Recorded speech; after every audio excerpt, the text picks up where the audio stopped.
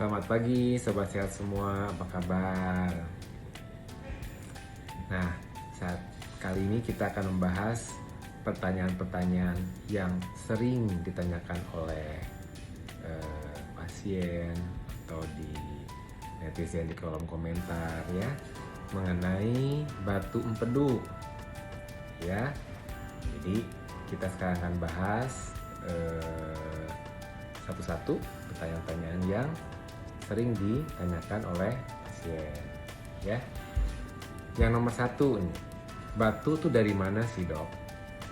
Nah, untuk menjawab pertanyaan ini kita harus tahu dulu fungsi dari sistem pedu ya. Sebetulnya sistem pedu itu kan diciptakan Tuhan itu terdiri dari liver, sebetulnya hati, kemudian saluran pedu dan juga kantong pedu. Nah, fungsi dari sistem pedu sendiri adalah untuk mengeluarkan atau menghasilkan cairan empedu atau bile yang dipakai untuk mengikat lemak yang kita makan. Jadi kalau normalnya saat lambung kita tidak ada makanan, seharusnya liver itu istirahat, mengeluarkan cairan empedunya pelan-pelan. Jadi yang menghasilkan cairan empedu itu liver, bukan kantong ya. Jadi liver menghasilkan cairan empedu pelan-pelan. Nah, dan sehari itu cukup banyak, dihasilkan sampai sekitar setengah liter sampai 1 liter, cukup banyak. Nah, pelan-pelan dihasilkan, kemudian dia dikeluarkan melalui saluran empedu. Nah, kalau nggak ada makanan di lambung, itu harusnya saluran empedu itu di ujung dari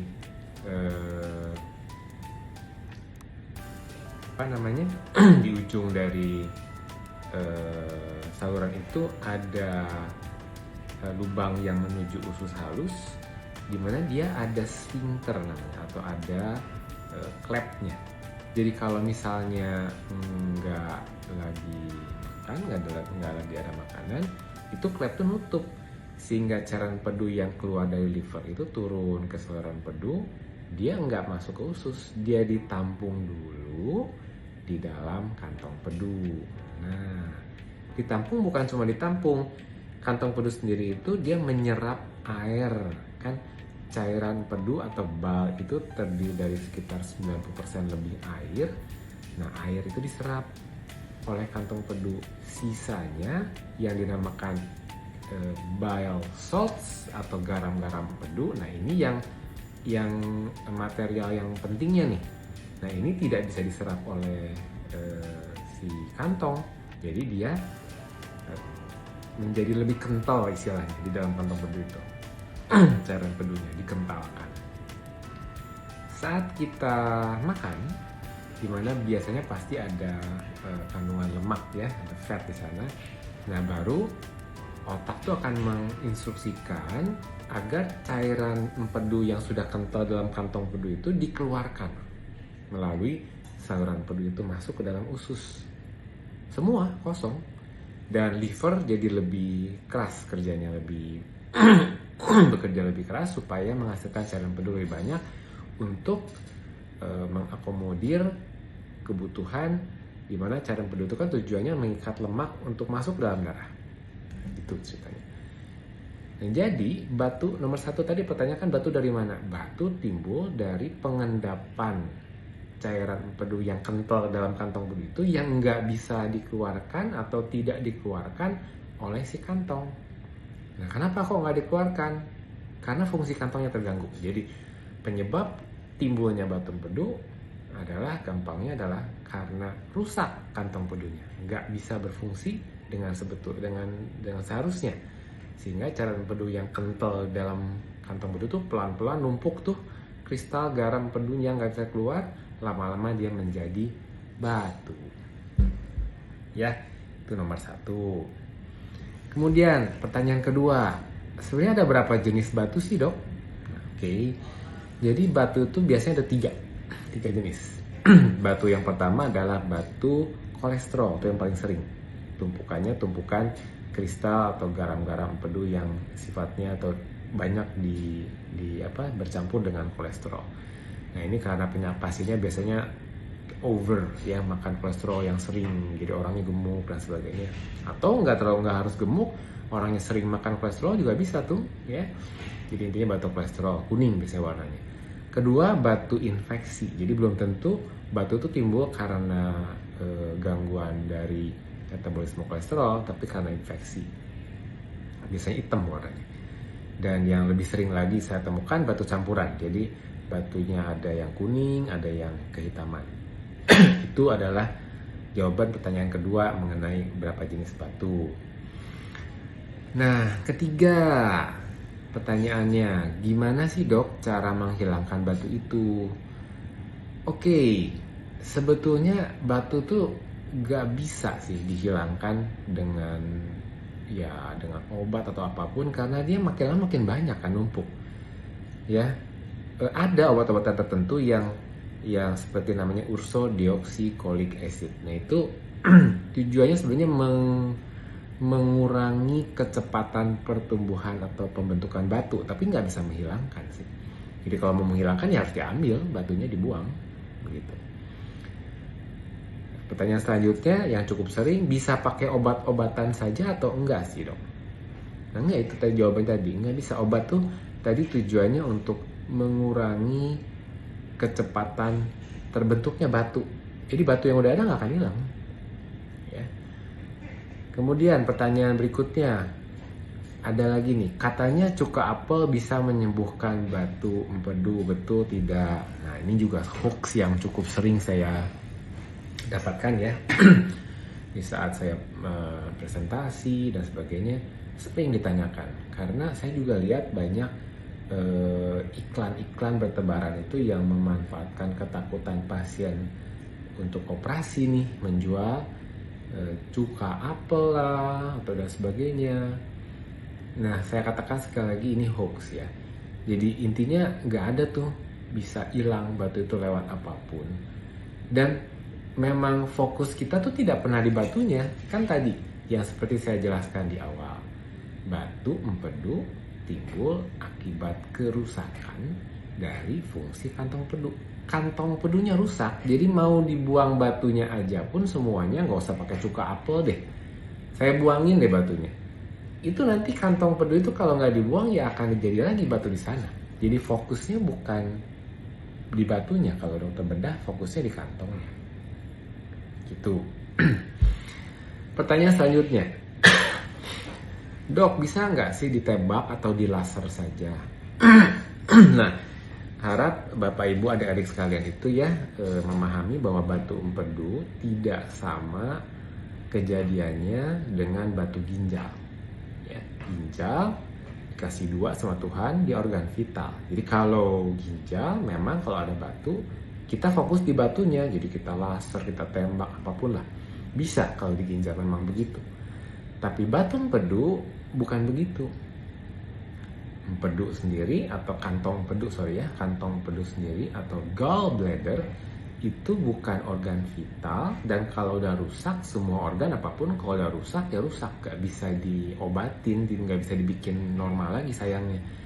Jadi kalau udah rusak harus dibuang, nggak ada tuh tembak-tembak. Justru bahaya banget kalau tembak-tembak, misalnya tuh ditembak batu di kantong empedu bisa pecah, kantong empedunya bisa melukai atau mencederai liver, pembuluh darah dan sebagainya.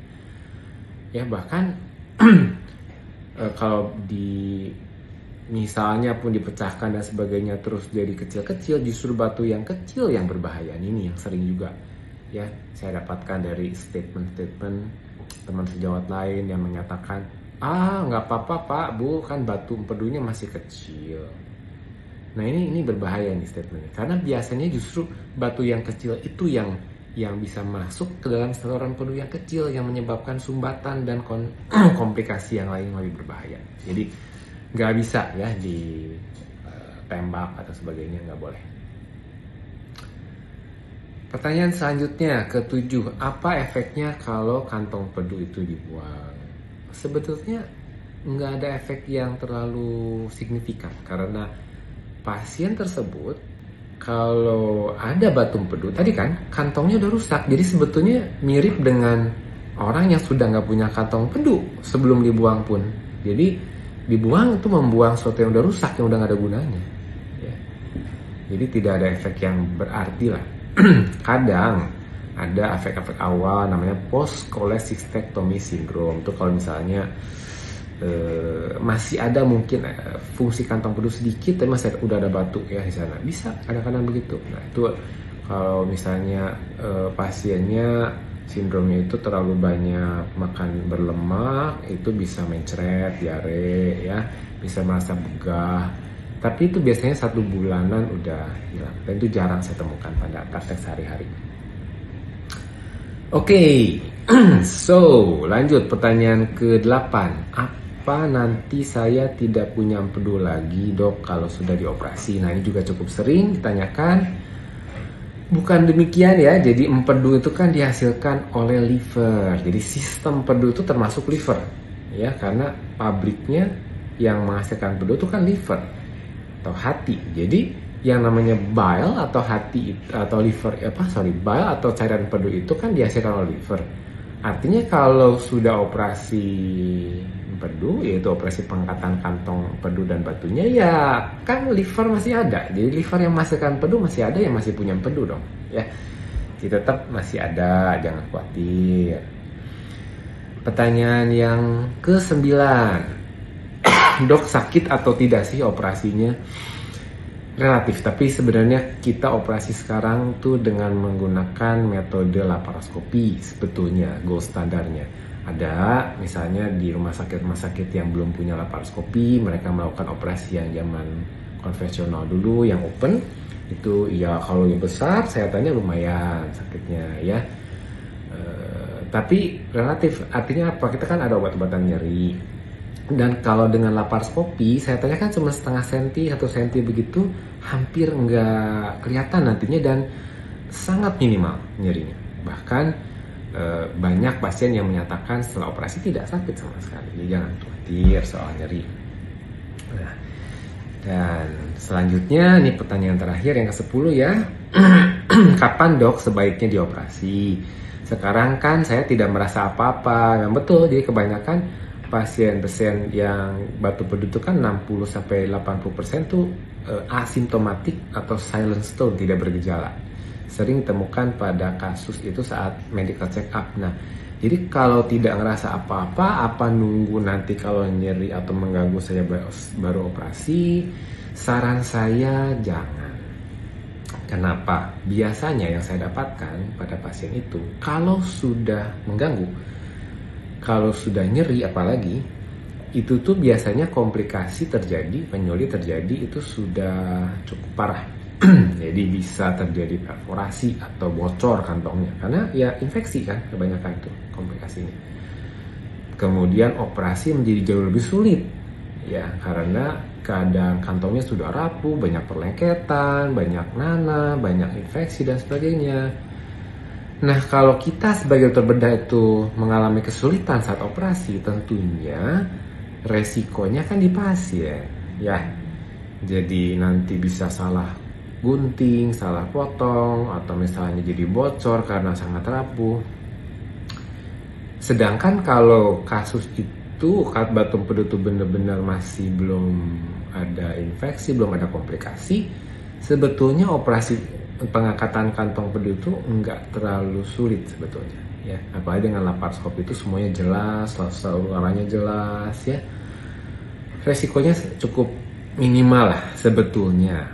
Tetapi kalau sudah complicated, ya tentunya resiko akan meningkat. Jadi jawaban untuk pertanyaan terakhir adalah sebaiknya dioperasi saja secepatnya, cari waktu karena nggak lama. Jadi kalau nggak ada komplikasi itu, hari H-1 persiapan, pasti ya harus puasa, periksa ini itu banyak. Hari operasinya hari hanya kemudian, dan selanjutnya besoknya juga pulang sebetulnya. Jadi nggak terlalu lama. Nah, begitu sobat sehat semua, bapak-bapak, ibu-ibu, adik-adik sekalian, mudah-mudahan diskusi dan jawaban-jawaban atas pertanyaan-pertanyaan Q&A tentang batu empedu kali ini bisa membantu Bapak Ibu adik-adik sekalian untuk segera aja ke rumah sakit, ke dokter bedah untuk dibuang saja ya kantong empedu dan batunya kalau memang sudah terbukti menderita batu empedu. Demikian, salam sehat.